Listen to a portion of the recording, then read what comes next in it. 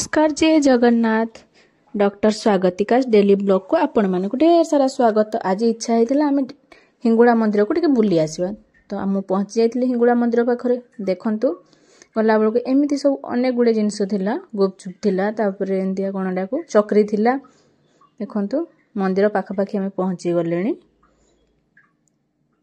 बहुत गुड़े सामान मिलूला। मंदिर चतुर्पार्श्व एमती किसी थिला छुआ खेलना ठू धरिकी बड़ मानकर जिनपतर एमती देखो ये एंट्रांस गेट थिला एपटू आम एंट्री करवा। बहुत सुंदर सजा जाइथिला। एई हिंगुड़ा यात्रा तालचेर प्रसिद्ध गोपालगढ़ गाँव रे माँ को मंदिर प्रतिष्ठा होती देखु।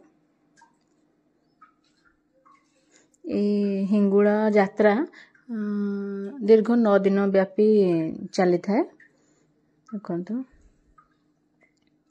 ये प्राथमिक चिकित्सा केंद्र भी अच्छी देखु। ये मंदिर पाखर पहुँची गली। मंदिर देखो केते सुंदर कारुकार्य होती। मंदिर काम एबे भी चालू रही कारण कंप्लीट हो नाला। देखो केते सुंदर कारुकार्य होती। एबे दीप जलैदबा देखो गोटे छोट सेपटे गोटे पोखरी अच्छी ताल गछ शांत परिवेश थिला पूरा। द्वितीय दिन रे जाइथिले। प्रथम दिन रे अनेक अनेक भक्तों को अनेक भीड़ जमी थिला सेठी। द्वितीय दिन रे एते भीड़ नथिला।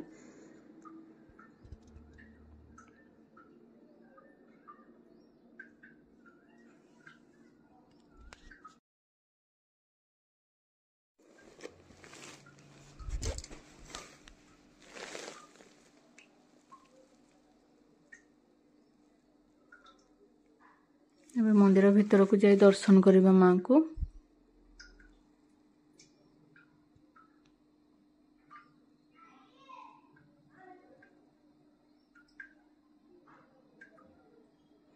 भीतर बहुत भीड़ थिला तो सेथि पय मु ठाकुराणी को एते पाखरो नै पारनी फोटो।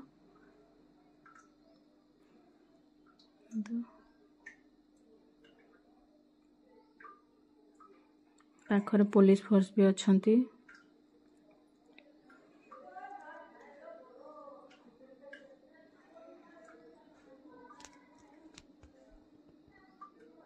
मंदिर पाखरे एमती घी दीप नड़िया ये सब मिलूला। तापर आम बाहर को पुणी पलि आसलु। सेठी मीना बजार बसला। मीना बजार बुलिकी देखा टे कौन कौन सेठी मिलूची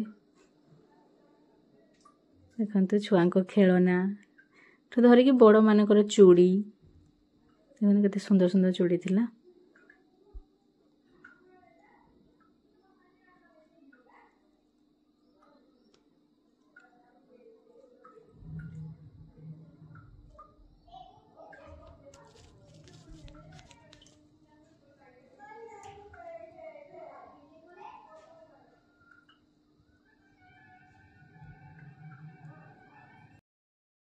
हिंगुड़ा मंदिर जस्ट 1.5 किलोमीटर दूर रे माँ हिंगुड़ा उभास्थल को आम जाइलु देखु। द्वितीय दिन जाइलु। प्रथम दिन अनेक भीड़ थिला सेथि पई एमिति बाउंसर बाड़ दिया हेची लोकों को भीड़ जेहेतु थिला देखु।